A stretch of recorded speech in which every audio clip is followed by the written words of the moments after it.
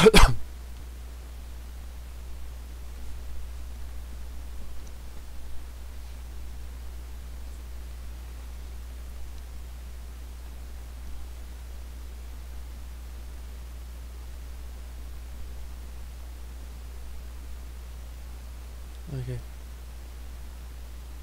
Should be okay. We have audio. Okay, yeah, we have my mic audio on. Don't have my I don't have my desk lamp right now, although since it's actually daytime, it's not as big a concern. So, hopefully, every lighting is okay. So here we're doing another unboxing, and we're doing it right from the shipping box. Fortunately, FedEx actually operates on Columbus Day.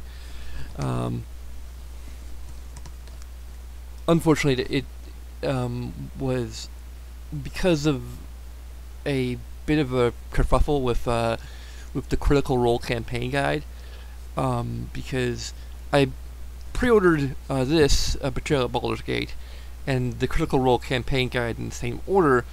The shipping date seemed for the Critical Role campaign guide was apparently like the same day as this, which at the time was at the end of October. Now it's coming out at the beginning of October, which kind of makes more sense because it's sort of Halloween-y. Like, I don't know if it's actually a haunted mansion like the original Betrayl at House on the Hill, but which I've never actually played, but I've seen like the table flip, at least two different versions, two different sort of web shows that did it, like table flip with the game from the Game Grumps, which I don't think they do anymore. Then they had tabletop with Will Wheaton and some other people. I can't remember. I know Markiplier, I think, was on the table flip episode. Highly recommend watching that if you haven't already seen it. But anyway, either of them, like, they're both really good. But, you know, I already have some friends who own copies of Betrayl at House on the Hill, and maybe eventually I will play the original. But when I saw this, like, I think on Amazon or something, I was like, oh my god, like, this is like, I wanted to own some version of Betrayl at House on the Hill, and now there's a D&D flavored edition of it. I'm like, I'm getting it. You know, it's my birthday, so it's kind of a birthday gift to myself. And it came early. Instead of coming long after my birthday, it's coming or a couple weeks after my birthday. It's a couple weeks before my birthday. If anyone's curious, and if anyone wants to like get me something from my Steam wish list or something, it's October 19th. So but anyway, enough of that e-begging, which isn't that much e-begging. I'm just like pointing out, like, hey, if you want to help me out. But anyway, to the point. Oh yeah, like the Amazon sort of screw up, at least on some level. Basically, I messaged them because it said the release date was like coming up on like the following Tuesday at that point. And it like still like listed the estimated arrival date as being like October 30th or whatever. And so basically they upgraded me to 1-day shipping. And that applied actually to both items in my order. Unfortunately, the problem still has kind of persisted a little bit. And I'm still getting the campaign guide and the game around the same time, but fortunately both are arriving a bit early, so I don't know if that whole... But actually, well, here's the thing. When I checked back on, because I think it was like the day that was supposed to come out, like, was like September 23rd or something, I can't remember. According to Amazon, originally came and went, and I still didn't have it, so I was going to send him another message when I went to check the order, and I checked the actual product page, the date had been changed to sometime in October. So I'm like, okay, well, they actually changed the release. They apparently delayed it, or released on Amazon. I think you could like pre-order it for the official Green Ronin website, I think, and I probably would have gotten it a little earlier, and I would have gotten the PDF version. But whatever, I wanted the physical product. I kind of prefer Amazon because you don't have to put any money down right away. It takes out when it releases, so I kind of like that. And then there's a pre-order price guarantee, which means that like the lowest price it is at between the time you pre-order it and the time it comes out is the price you're going to have to pay. So you save a fair amount of money. So waiting a little longer and not getting a digital version of it, which I don't necessarily even care a whole lot about. If I want a digital version of it, there might be a way to pirate it. So, and I think it's perfectly acceptable if you actually own the physical product.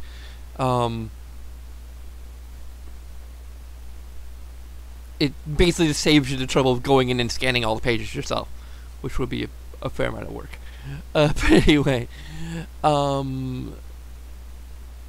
so the weird thing is, this is like FedEx overnight shipping. It came out on Friday, apparently, according to Amazon. I don't know if that is when it actually came out, because I think there's a degree to which a lot of these products like have like a street date that kind of predates when the actual because they like to support like the brick and mortar stores. I think sometimes they will. I think it might have been true of the Critical Role thing as well, that it is released to the brick and mortar stores like ahead of I don't know if it's true of this, so it doesn't really matter that much. But yeah.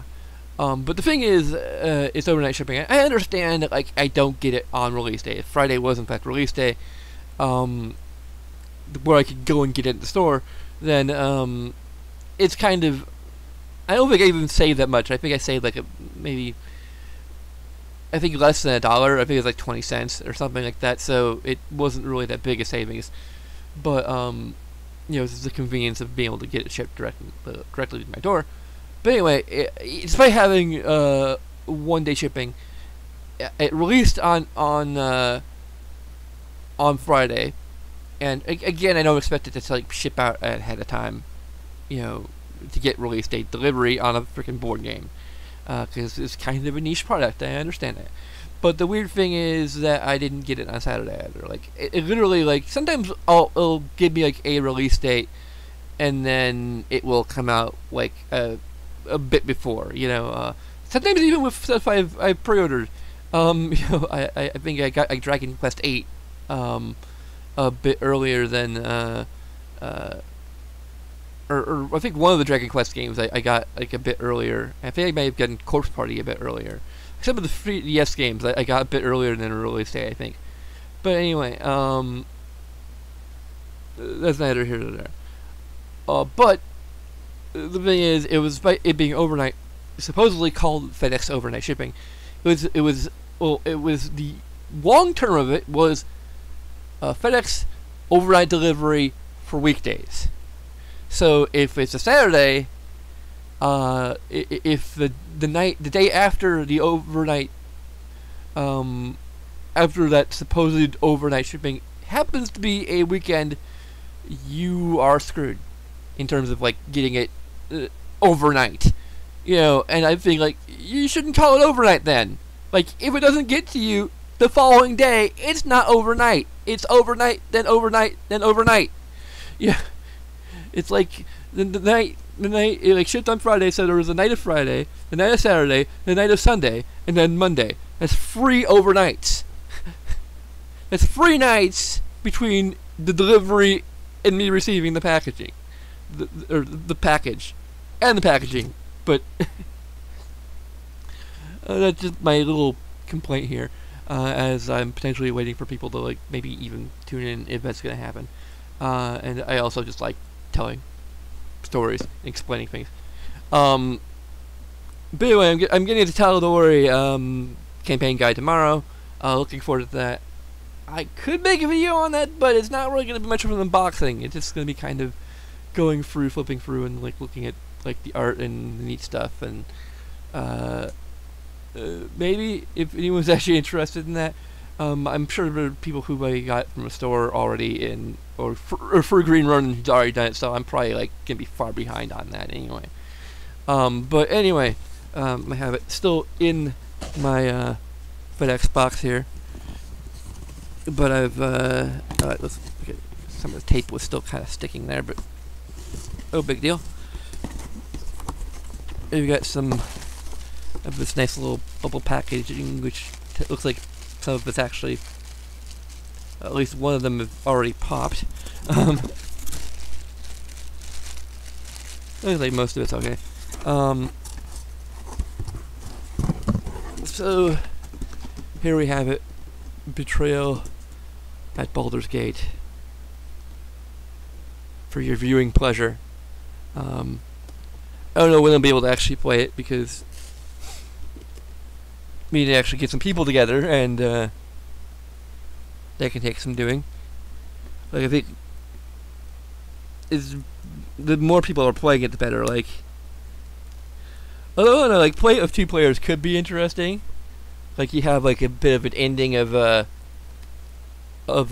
thing. Kind of a feel to it, where you're not sure which one of you is the thing, or some of it you're not even sure if either of you is the thing. But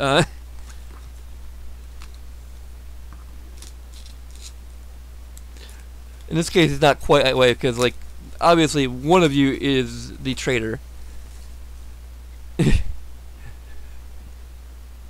But technically, if you're role-playing, neither of your characters like would suspect the other to be a traitor. So, I mean, that's something to the whole notion of this, that it is basically kind of metagame. Yeah, to kind of play it as if no one suspects that anyone's going to betray the group, unless you are playing a character who is maybe naturally distrustful. But anyway, we got wrapping off. We're going to open it up, and we got all the stuff that is going to be punched because I want to actually play this. Looks like these are like the pieces for the different rooms. I believe you like do them like randomly. Actually, there's pieces for rooms like on top here, and at the bottom we have like the oh yeah, I have like the character cards, which show you like your stats, and I wonder if there's actual apps for this, like there were for Betrayl, A House on the Hill, where you can just like track it digitally. But that would be interesting to see.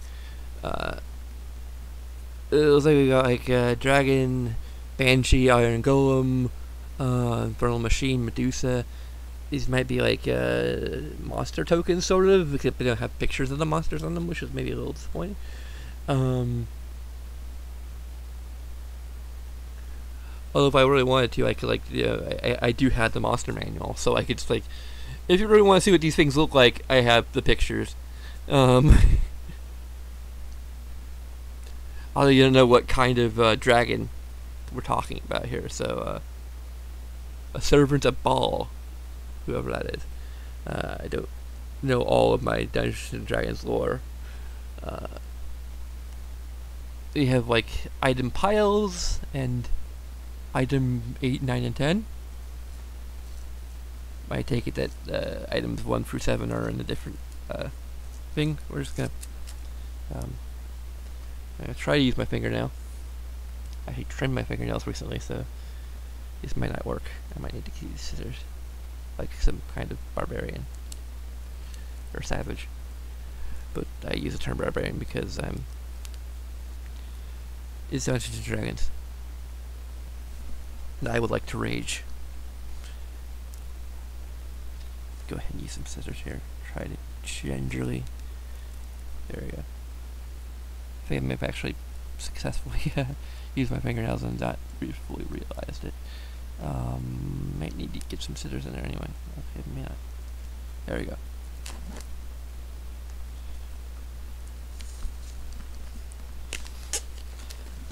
Look at all of the cardboard.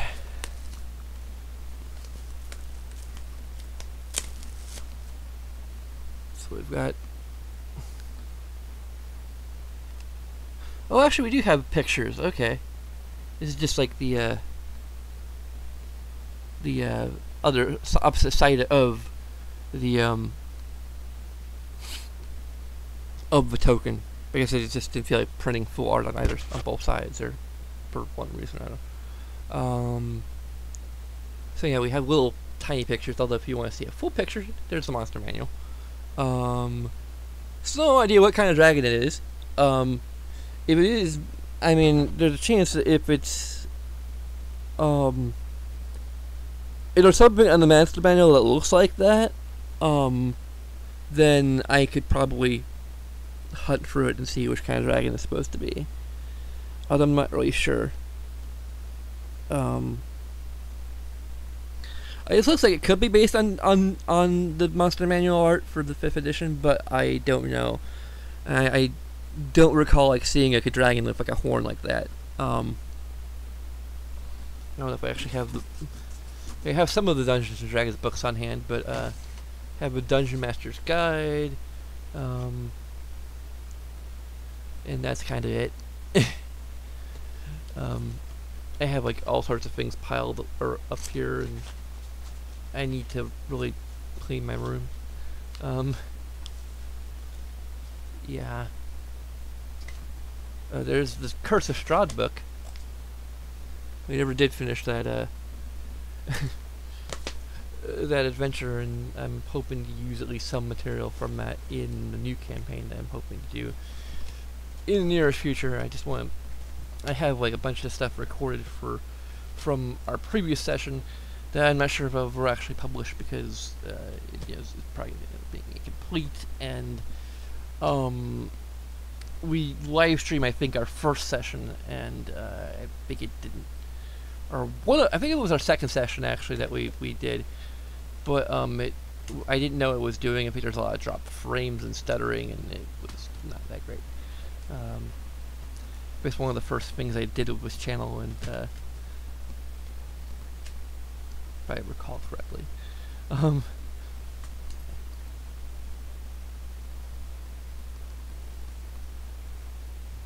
Yeah, I don't really have it just like pick up and peruse, so I'll probably do that later. Maybe after I'm done with this, maybe take a little bit of time afterwards just to dig around.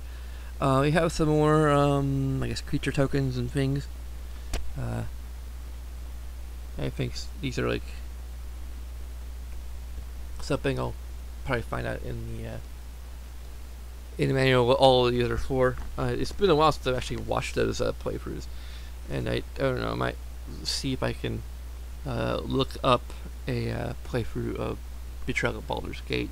I don't think Tabletop has done anything, which is kind of surprising since they were like one of the people who like introduced a lot of people to we got Beholders and Minotaurs. I think we have like most of the iconic monsters, I think. Let's see here. Of course we've got dragons, Medusas, trolls, banshees, golems, apparatus of Qualish,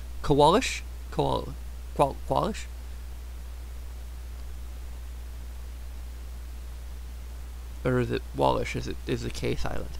I don't know. It might actually be Koalish.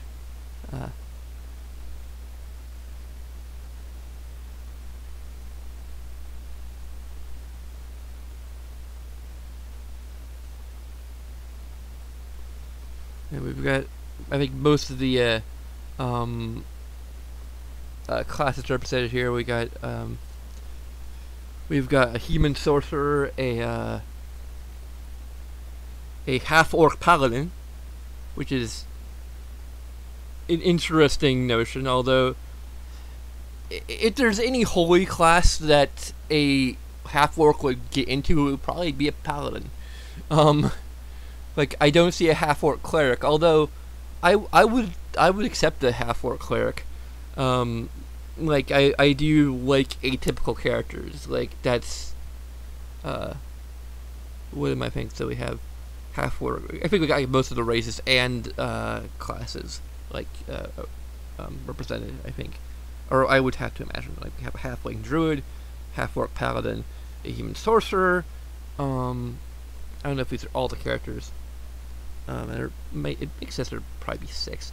A drow ranger, a human monk. So I guess we don't have any elves or like proper elves. Yeah, we don't have like any like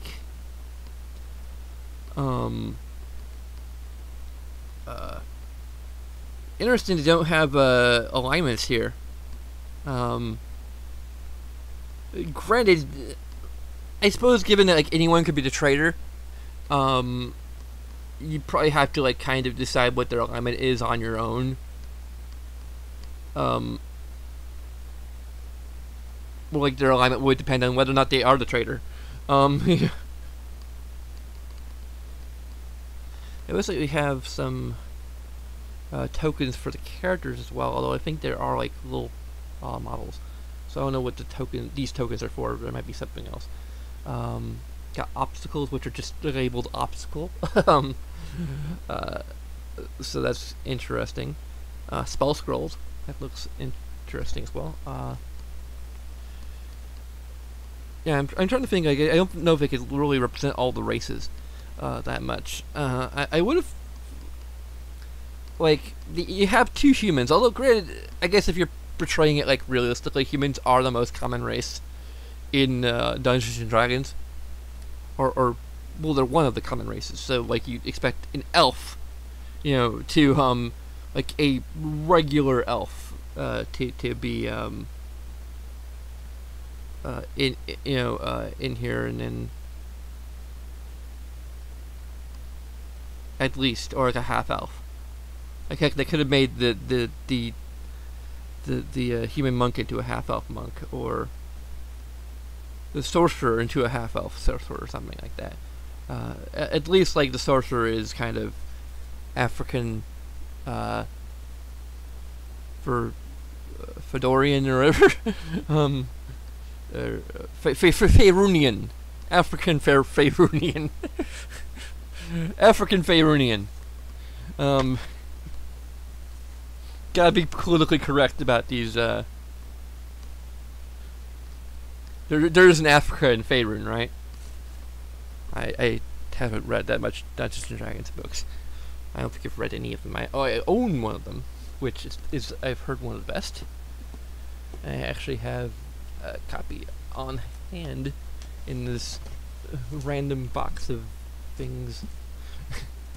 The Dark Elf trilogy, which I really need to read because I need to know why Dritz Duorden is so awesome. Besides what I've seen in Acquisitions Inc. Yeah, we've got all these like playfields, which are fairly small, but I guess this is probably it's actually interesting because like I think in Betrayl and House and Hill, it's like the whole thing's a mansion, but there's actually a one tile in this is a mansion. It looks like there's a lot of different rooms you can discover. Like there's like 1, 2, 3. There's like 5 sheets just dedicated to rooms that you can go into. So this is like there's gonna be a lot of replay value with this thing. I guess that they're all like labeled on the back of like. Again, it's been a while since I've watched Betrayl and House of Hope, but I think you're like these are like organized, so like I think you like reveal the different rooms as you're sort of exploring. Originally in Mansion, and in this one I think it's probably kind of a dungeon, or probably just Baldur's Gate actually.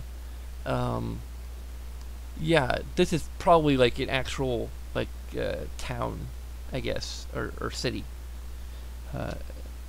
at Baldur's Gate, because that's what it looks like we're doing, because there's like catacombs. But you have catacomb streets. Yeah, that's like this is basically like a city or town, probably a city. Given that Baldur's Gate is like one of the major things. So you have streets, you have catacombs and buildings. I think streets, catacombs, and buildings.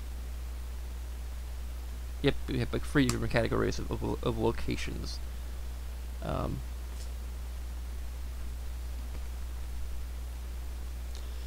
That's kind of it. So we just had like the 6 characters. A fair number of monsters. No Demogorgons. That's a shame.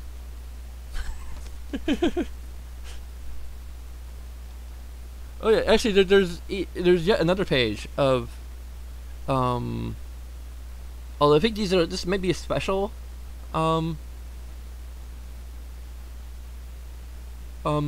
set of buildings. Maybe it's like where they start or something. Perhaps has an asterisk next to it.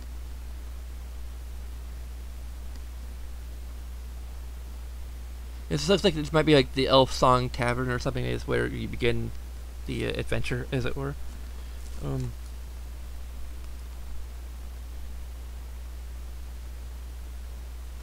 This looks pretty fun. So we have our manual, which is that's pretty thick, but it's full color. That's nice.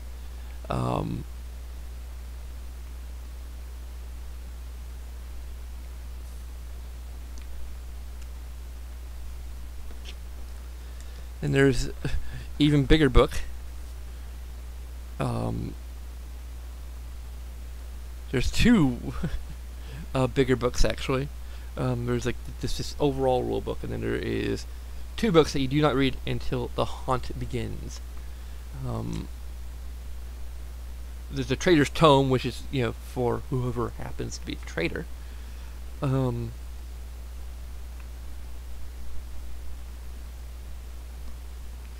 can't remember. I do believe the trader knows they're the trader, like from the offset, because I think part of the idea of it is that you are sort of trying to subtly set things up to sabotage the other players. So the secret survival. So we can't read this until the haunt begins. So here you have the little. I believe these are little tabs that you put on the character cards for their stats. Then you have, of course, the cards for events. I'll have to look at the actual book. I'll probably have to get some rubber bands to organize these things. We have our tokens, which are nice little miniatures. They're actually pre-painted, which is nice. Unless you actually like painting miniatures, which I not sure I have the time for. Like I suppose, like once I get my own place, I could potentially take up a hobby like that. But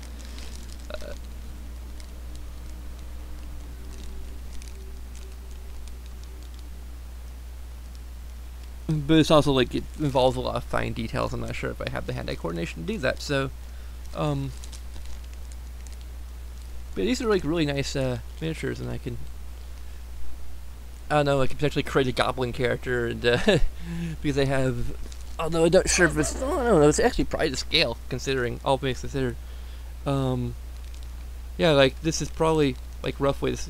Like I could use my little goblin miniature that I got from a blind bag, from like the Pathfinder book. I had to really look at the rules. So you might have to just do something with like one of the existing classes, blind bag, and like to create like a custom, a custom character. It probably wouldn't be terribly difficult to do so. I don't think there's like, I don't think it like really represents like all the different classes. At least each of the classes is different. Like there's a ranger, there's a barbarian, there's a monk, there's a paladin, a sorcerer, and druid.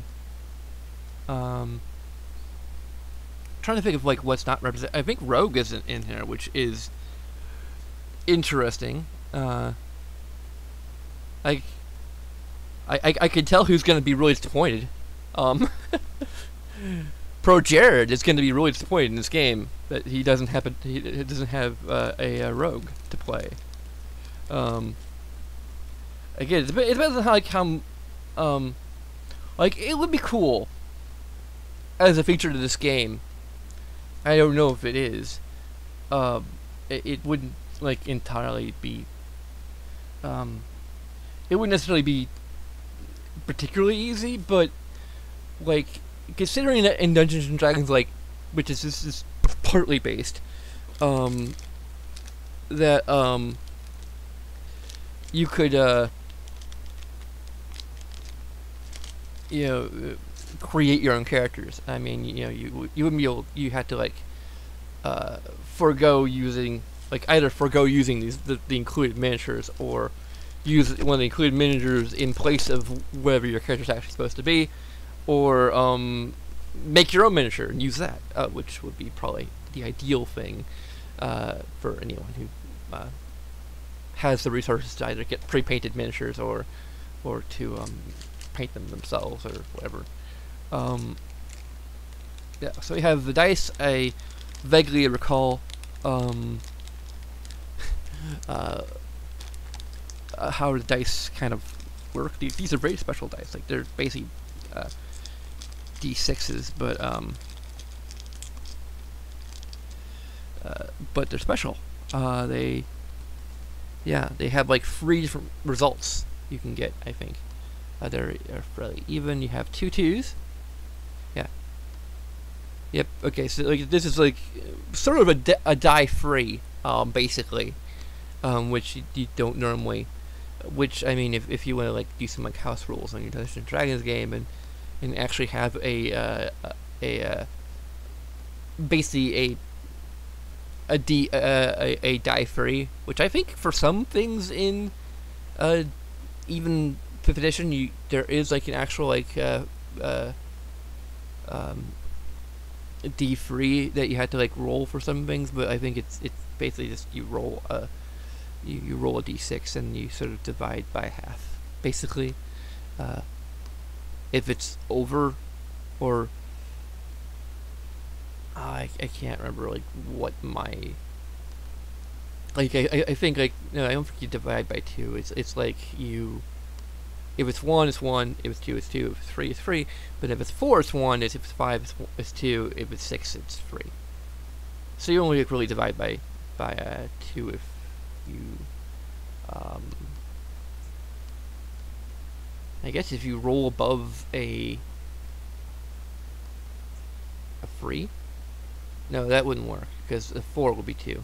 So yeah, you just like, instead of having the 4, 5, and 6, you just make them 1, 2, and 3 again. It's a little tricky, but this will actually kind of could potentially help with that, just make it simpler. But it's actually a 1 and a 2 and a blank. I can't remember exactly what that relevance that has to the rules. I think there's something I think it's probably just like a 1, 2, and 0. I think maybe the general idea behind it. If I were to guess, I don't know exactly. It's been a while since I've watched videos of this, and it's been never since I played it. So anyway, let's get into the cards here. We'll get into the miniatures last. I don't know if I could really show off the miniatures that closely with this webcam.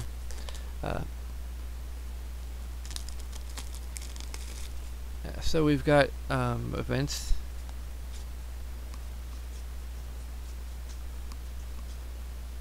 It kind of sucks. This is all one stack, and that I don't think there's any way within the actual, within the actual case to like to really organize them. Yeah, there's nothing within the tray that allows you to actually organize the.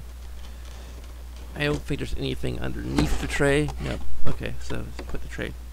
Carefully try to put the tray back in. And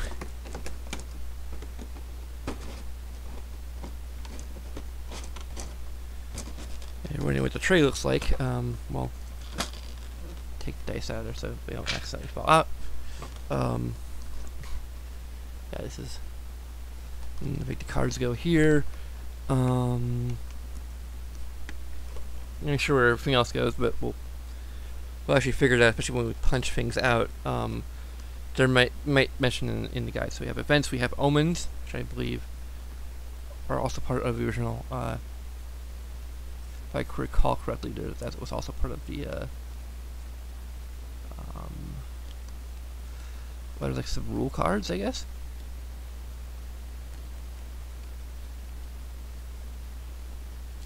I think we might just have. There's after the haunt cards. Yeah.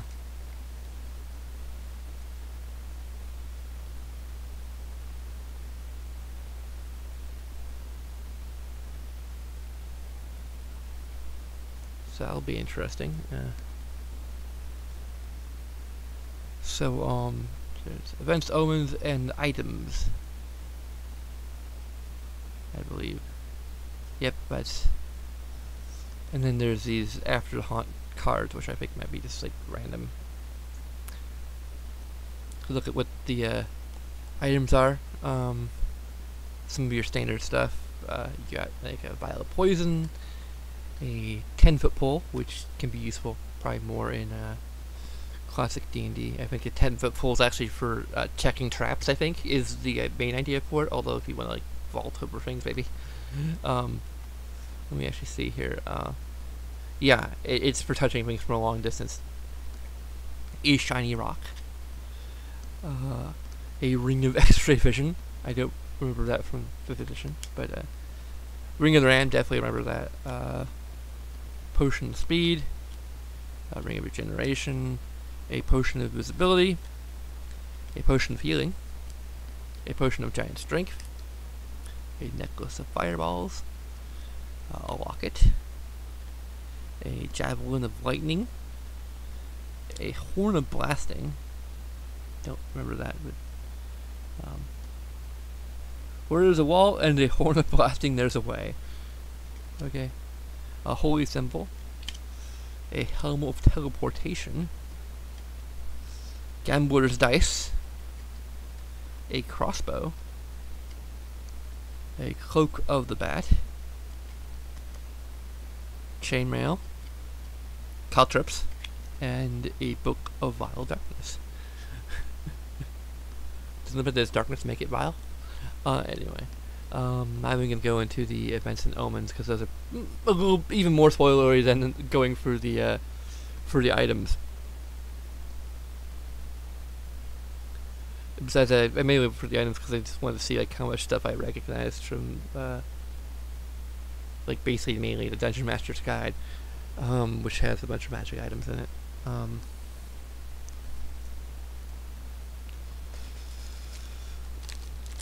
Let's just go through and look at the miniatures a little bit. We got our drow, who is going to be pretty interesting because drows are kind of supposed to be evil or mostly evil, with like. Good people being like a very rare exception. Having not read the book, I don't know all particulars of the society except that they supposedly like, worship a chaotic evil, like Spider Queen or something. So yeah, I don't really know how much detail you can see there. Yeah, the camera's like way too far away for me to actually like. I have to actually take it down and like point it at the miniatures. But I guess like the goblins, I thought like when I saw the goblin miniatures, they're like, oh, these are like just super, these are like a lot smaller than I thought they'd be, although they're very well detailed. Like, especially considering I think you get them like for maybe $3 or something, like they're really cheap. But they're blind bags, so like it's. You probably will get a lot of duplicates, although with goblins, like, you can never have enough goblin tokens, and, if you're actually using these as proper miniatures, and, it's kind of, getting two of the same, like, you're not necessarily worried about collecting them all per se. Like, you probably want to have at least one of each, but like having duplicates isn't necessarily a terrible thing if you're like planning on using them as actual miniatures. So that's probably the genius of the Goblin blind bags is that like it doesn't necessarily matter if you get duplicates because like hey, just more goblins.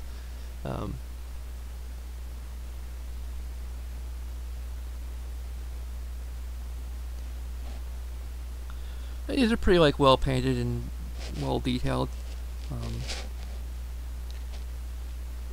The sword looks a little that doesn't look too terrible. Like for a miniature. Yeah, I'm like way too lazy to just like take down the camera and or maybe I'll take it down when I have them all unboxed maybe.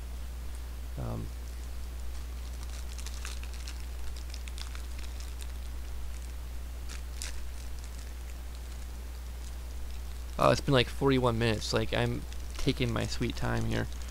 So we've got our... I don't think it's supposed to be like this. So like his staff is like really... I think you can kind of see that the staff is like really bent. I don't think it's supposed to be that bent. It can easily kind of adjust it a little bit, but it's probably not going to stay. Probably gonna sag. I don't know, it's a little better.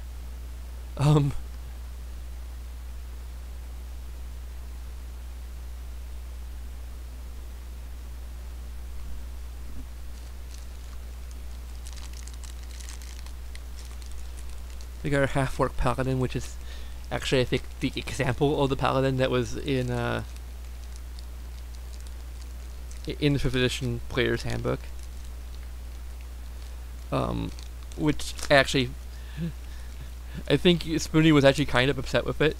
Although, it's almost funny because I think he mentioned that he likes playing like atypical characters.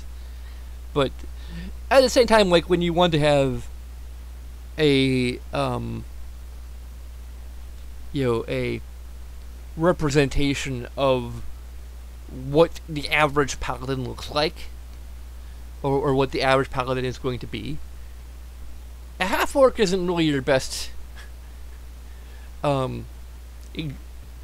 excuse me, it isn't really your best example.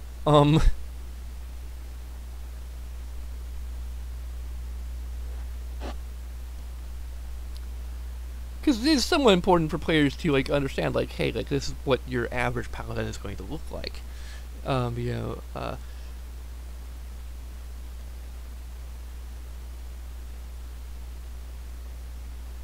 Again, like I said, like, if a half orc is going to be any kind of holy type of magic user, then it would be a paladin, because they are about they are generally about brute strength,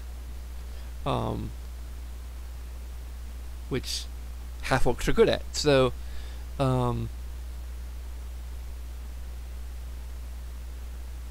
so they are the tank, and so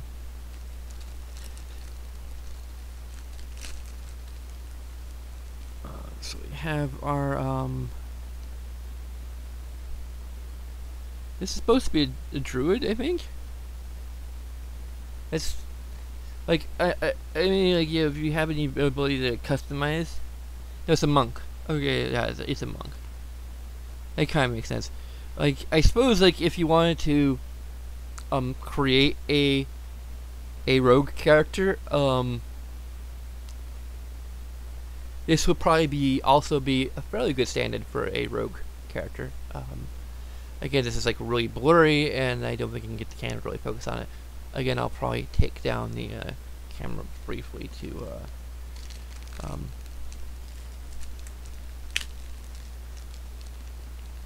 you'll probably find pictures of these anyway. So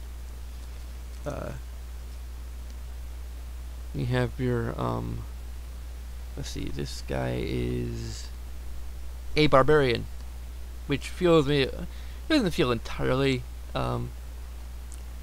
yeah, I think Barbarian works. Like, you already have a Paladin, but Barbarians are definitely a different type of tank. Um,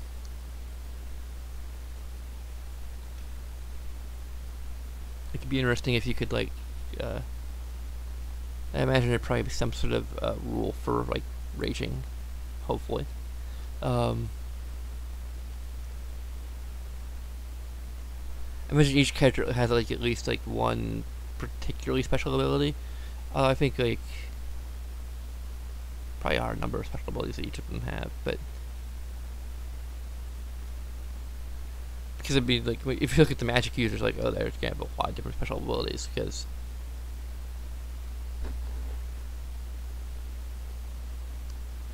also, I guess, like, for something like Betrayl,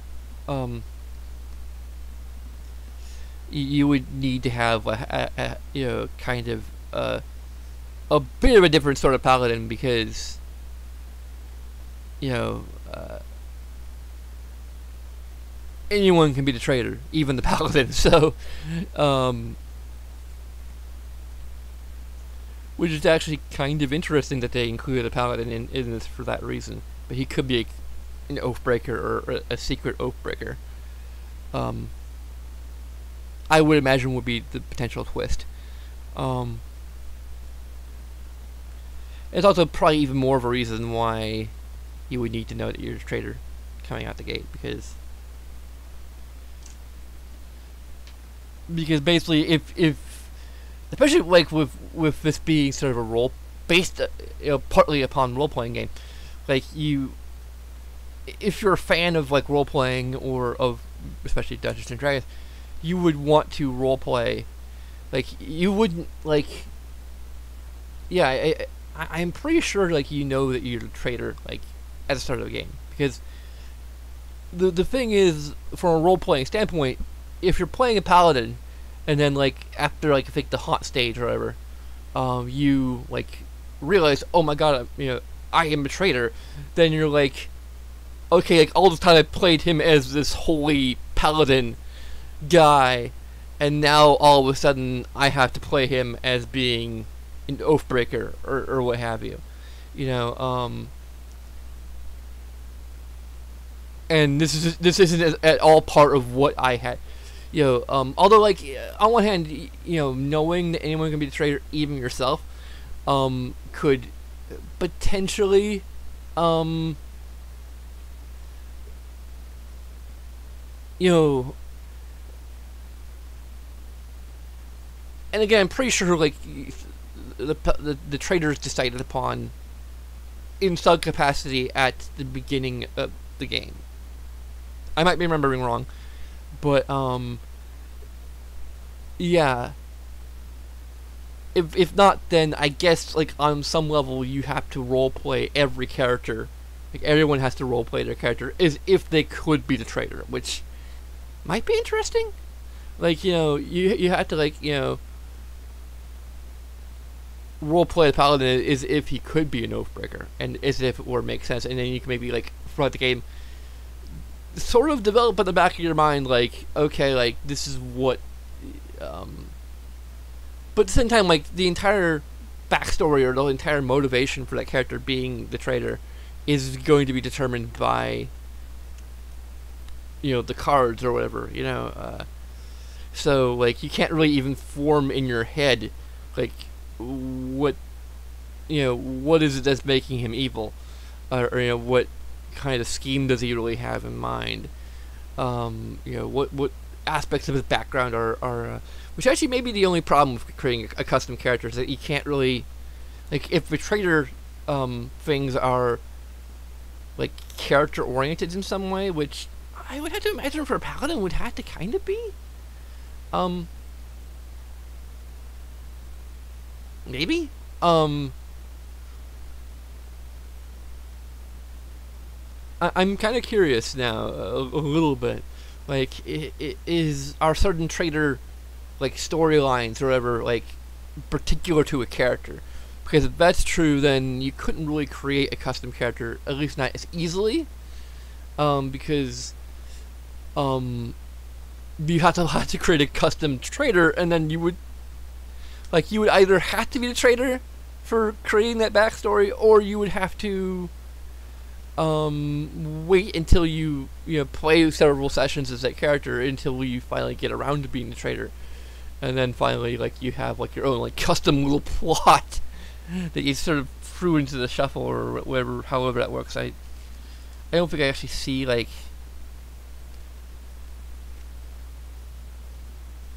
just these after the haunt, which I don't know.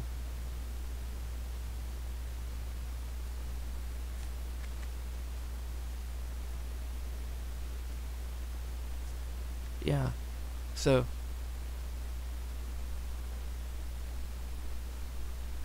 I can't remember how exactly the traitor is determined. Because I think it's kind of random. Oh yeah, I have these things, but I don't think I'll take out until later. I don't think I'm gonna go through and punch everything right on camera, because I've already wasted so much time just talking about random things. Yeah, I don't think I'm gonna take down the camera and show it to you. So you can look up there's images, just even look up Betrayl at Baldur's Gate on Google image search, and you will find pictures of the tokens. This is actually the Secrets of Survival, which we don't want to do, because we're supposed to wait. This is for at least 3 players, so which makes sense, because I mean, again, with 2 players, which one of us is just, it's one player going to backstab the other player. That's all there is to it.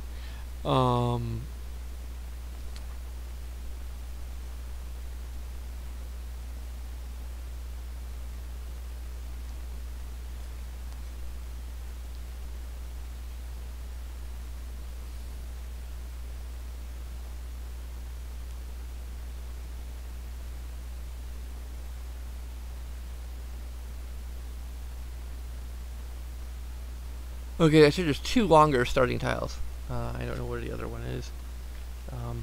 Somewhere in here. Don't know, sure, but I should bother to hunt for it. At Dunwich. But anyway, just kind of looking for the rule book here. There's the catacomb level starting tile, I think. And there's a sea level start tile. Okay, so yeah, it does.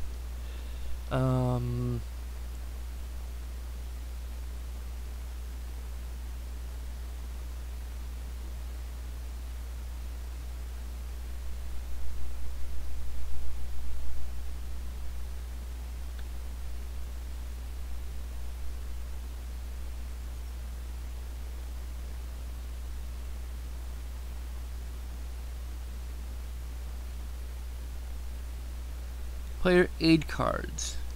Okay. I'm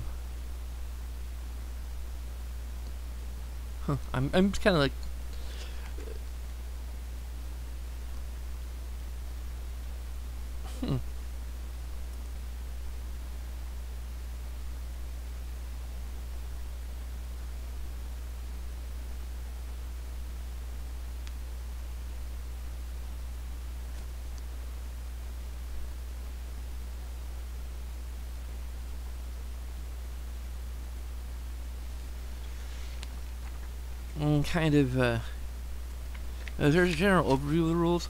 Here's the overview. Baldur's Gate is cursed. The shadow of Baal has covered the city, and now the god of murder is whispering to those who would carve a path of bloody mayhem in his name. As if in answer to Baal's dark presence, monsters and other horrors crawl out of the sewers and shadows, shuffling along the streets and alleyways looking for prey. You have been called upon by the Harpers to stop the evil that has infected the city, joining forces with other heroes from all walks of life. You enter Baldur's Gate with your companions, ready to do whatever it takes to banish Baal and his followers to the shadows. Are you strong enough to resist Baal's corruption, or will one of you succumb to his madness? In Betrayal at Baldur's Gate, each player plays an adventurer investigating the city of Baldur's Gate. Yeah, it is a city. I figured that. As you explore the city corners of the city, you discover new tiles, building streets, and catacombs. Each time you enter a new tile, you might find something, or something might find you. Adventurers change over the course of a game for better or worse, depending on how they deal with the city's surprises.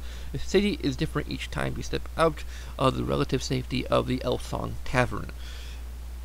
At some random point during the game, one adventure triggers a scenario called a haunt. When haunt is revealed, one adventurer becomes a traitor, bent on defeating their former companions. So yeah, it happens randomly in the middle of it. So that would be... that's kind of interesting. So it would...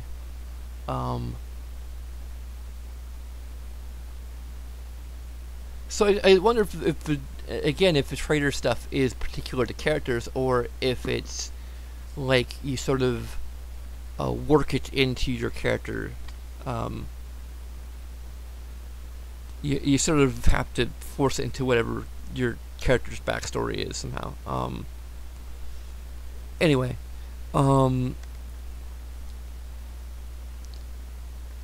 so the haunt is just, I guess it's one of the events, maybe. So I guess, yeah. So,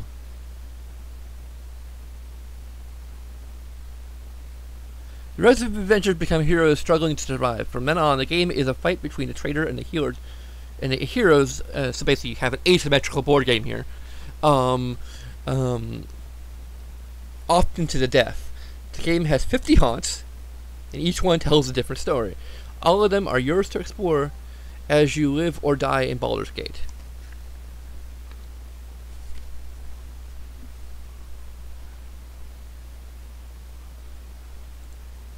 And I got a message.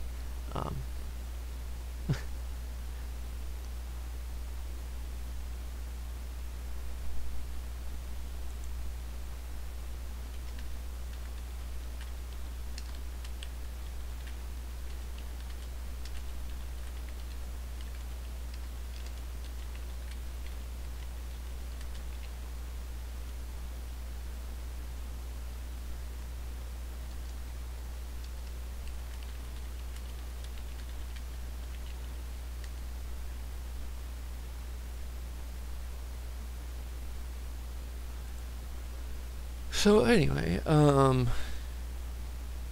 I get into like all the little details. There's object of the game. I guess I can read that too. Explore the city of Baldur's Gate and make your adventure stronger until the haunt begins. After that, your goal is to complete your side's victory condition first, either as a traitor or a hero. So if you're already familiar with Betrayl at House on the Hill, which I am mildly familiar, I haven't actually played it, but I've watched a couple videos. There is a new haunt roll.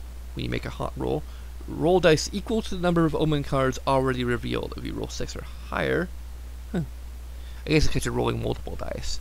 The haunt is triggered. A new way to determine the first player. Everyone takes a player aid card at the start of the game. Whoever has the card with the lowest number goes first. Okay. So I guess I just streamlined it because I think there's some maybe elaborate rule in the original game. Adventurers instead of explorers, this game has adventurers. Adventurers have a unique adventure power that can be used throughout the game.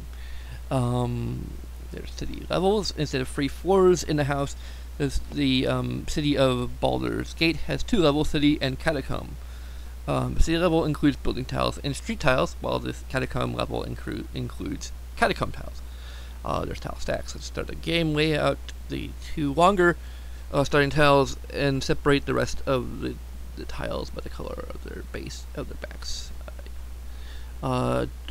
Doorway color matters when exiting. When you exit a tile, look at the color of the doorway. The tile you discover will come from the tile stack with that color. Sewer grates. Sewer grates allow a one-way drop to the catacomb landing tile. Okay. Stairs, the kitchen, and weapon shop tiles have stairs that connect to their matching basement tiles. Both the kitchen and the kitchen basement are on the board at the start of the game, which will allow you to travel between these stairs on the weapon shop or the weapon shop basement. You'll need to find both of those tiles. Okay, so like you stealing, you can steal stuff. Steal that item or omen if you would deal 2 or more points of any type of damage, not just physical damage. Huh. Okay. So.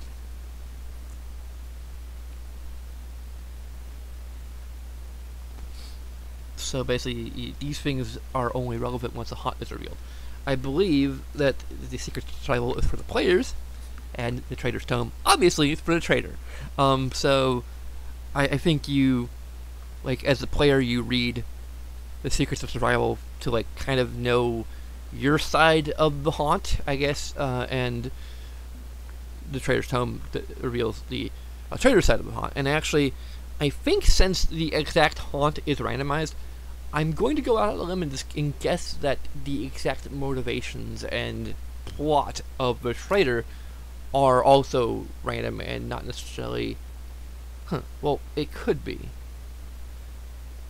I'm still not sure, because I'd really have to look at the haunt rules a little bit if there is a section on that. Revealing the haunt, maybe.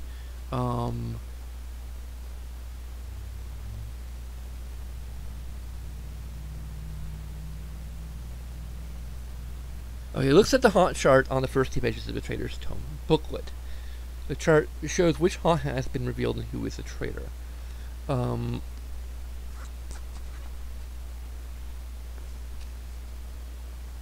would be... Yeah, I don't think it would be based on characters, though. Just practically, because... No, it could be. Let's see.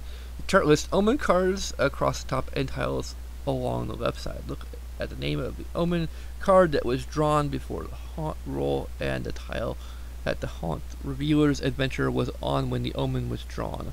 Find the corresponding haunt number. This is the haunt you're going to play. Okay.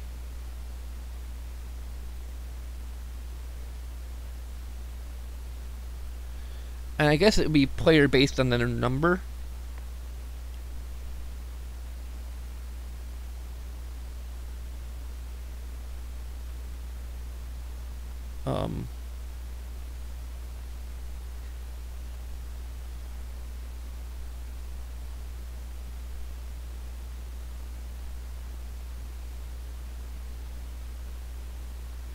I don't think, yeah,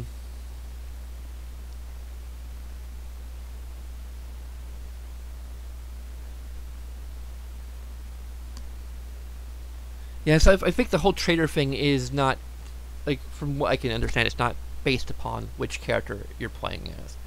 So that's interesting. Because,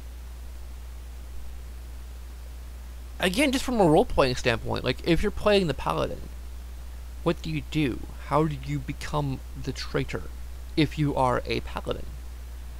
Like, how, like, I guess it's a role-playing challenge in some ways, but if the plot or whatever is involved with the traitor is something a paladin would not normally do, like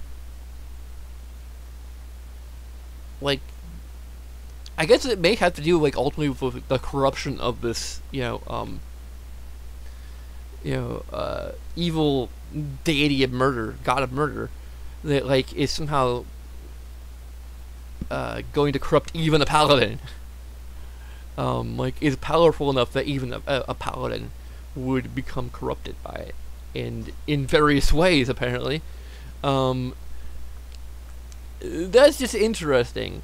And then there's going to be, like, the challenge of role-playing that, because, again, like, it isn't, like, I couldn't remember, like, I vaguely thought that maybe there was a degree to which you knew you were the traitor going out of the gate, but I don't believe that's actually the case, and I don't think it was maybe even the case in the original game.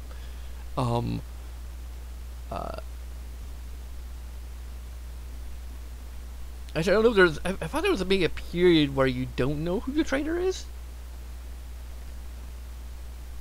Because I believe it was, like, supposed to be like a secret of sorts. But it might not be.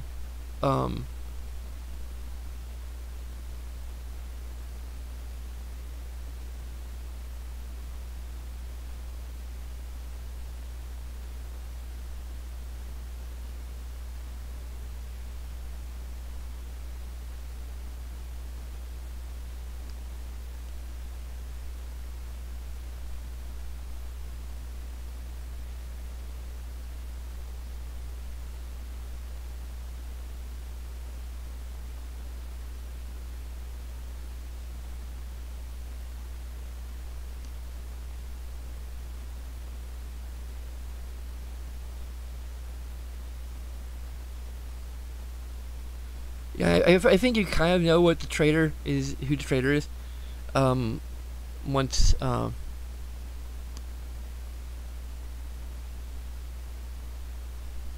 okay.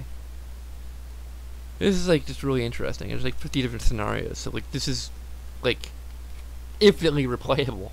So like heck, even like watching a playthrough of it, like it's not necessarily going to spoil anything for your experience of playing it, because you're like chances are you're going to experience a haunt that is entirely different from the haunt that they played. Like if it's incidentally the same haunt, well heck, I would probably like recognize it, or like even keep a note of like what the haunt number was, and if we happen to get the same haunt, I'm gonna be like, okay, well, house rule or something, like we do a different haunt, because I've already seen this haunt and I want to see a different haunt.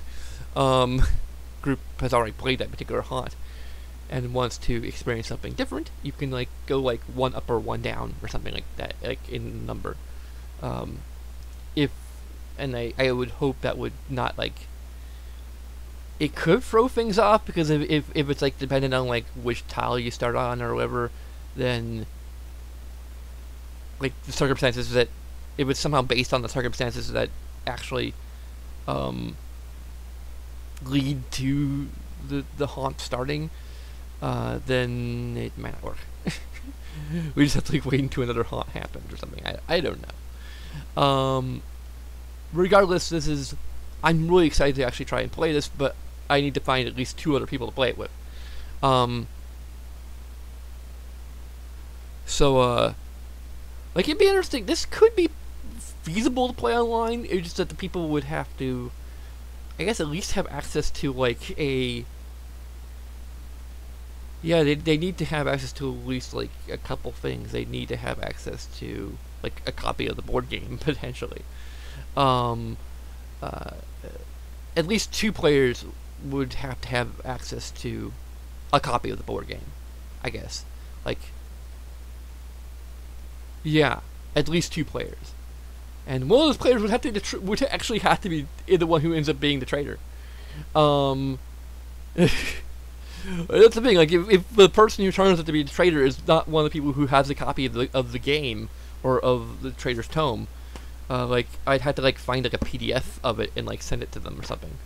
I don't know if there is a PDF of a Traitor's Tome available. Maybe there is. It would be handy, like if you want to play this online. Like you need to have like a camera pointed at the board or at the tiles, and yeah, like it'd be possible. Like you could have like PDFs of at least the Traitor's Tome and the Secrets of Survival, and probably like all the rule books actually. And like distribute them to the individual players online, and then of course hope. Ideally, once the traitor's revealed, you would actually send out the PDFs at that point, so that like again there wouldn't be. I'm looking at my screen. I don't know why. I don't know, it's just easier. I guess it's easier to look at a face, even if it's my own face. Than look at the camera, because it just feels weird. I'll try to look at this, at least at the screen. But yeah, like, it'd be interesting to try and play this online. Ideally, it would be with, it could be through chat too, but, of course, no one else could roll dice. I had to either roll all the dice myself, or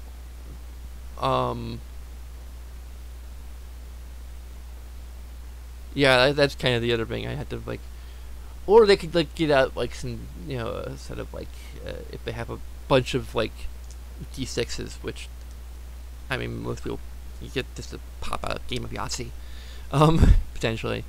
You just have to use the rule of. I guess 1 equals 0. This requires like 8 d6s total. But a couple of it. So like 1 and 4 would be 0. I think, although I have to like look at what a proper dice. I think I have. Actually, I have a d6, although this is not a This is the actual D&D D6 that actually has the numbers printed on it. But if it's anything like a regular D6, then it would give you a pretty good idea of the layout of the dice. So yeah, I don't know how important like the exact distribution of the numbers would be. I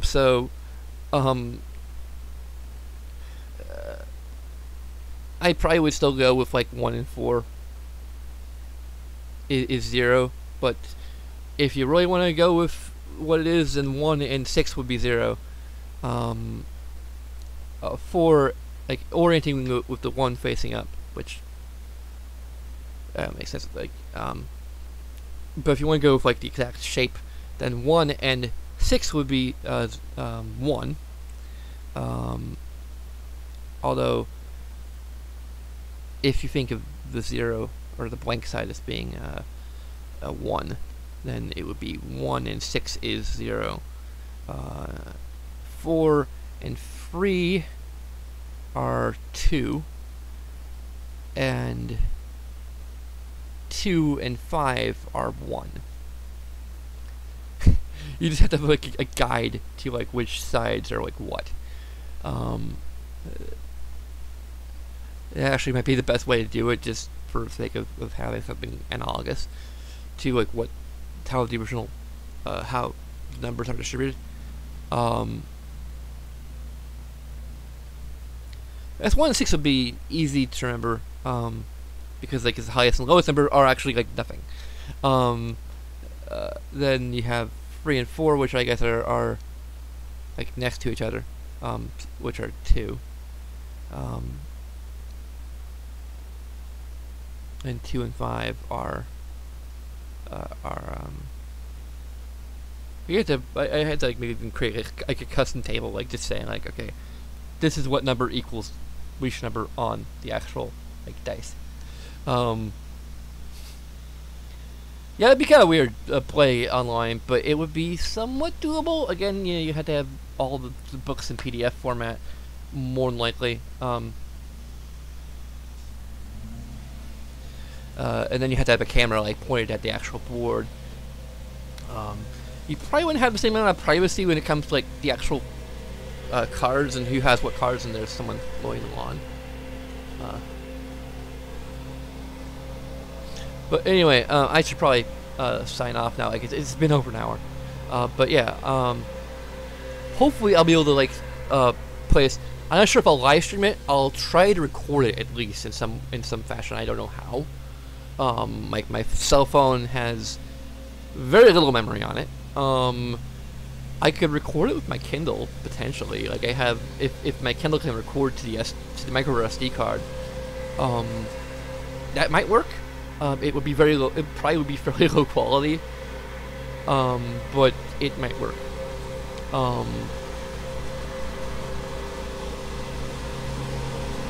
Yeah.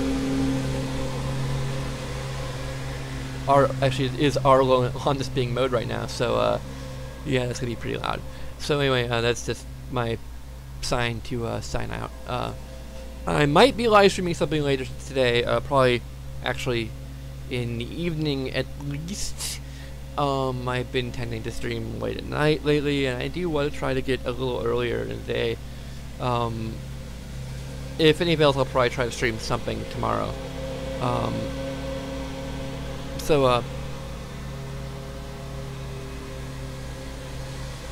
Actually, I forgot to do the intro again. I'm doing the intro as the outro once again.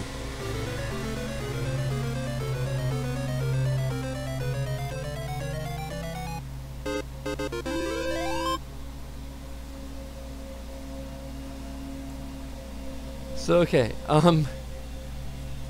thanks for watching, thanks for putting up with me rambling.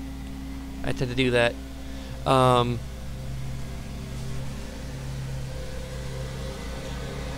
Now I need to kind of figure out like how to organize things into the box. I need to find a few rubber bands to organize all the cards. But I'll do that all off camera because no one wants to see that. So anyway, thanks for watching. You can follow us on Twitter, @PixelsPlays and @PixelsDJGamer. support us on Patreon, which will really help its point. And again, my birthday's coming up, October 19th. If anyone wants to do anything special for that, through my my Steam wish list, I could also put up an Amazon wish list, but I don't know. I had to like construct something like very particular, and with nothing too awfully expensive, because I don't really want to ask for anything. Some of the stuff like my long set of wish lists is just stuff that like I really just like want personally, or that I hope to like buy at some point, and I just want to keep a list of like what I don't already have, or what like for collecting things, and to just remind myself like, oh yeah, this is something I don't have that I kind of want. Because I sometimes tend to forget, like, oh yeah, this is something I kind of wanted, and I put it on my wish list, and then I kind of forgot about it. But anyway,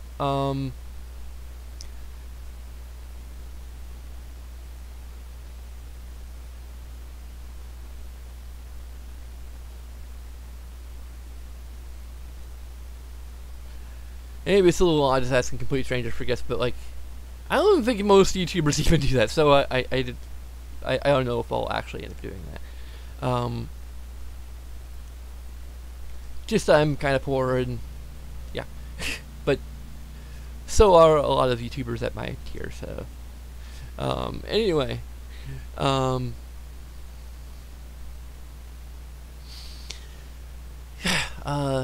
as always, LCS and DFTBA, and I will see you in my next live stream, whenever that may be.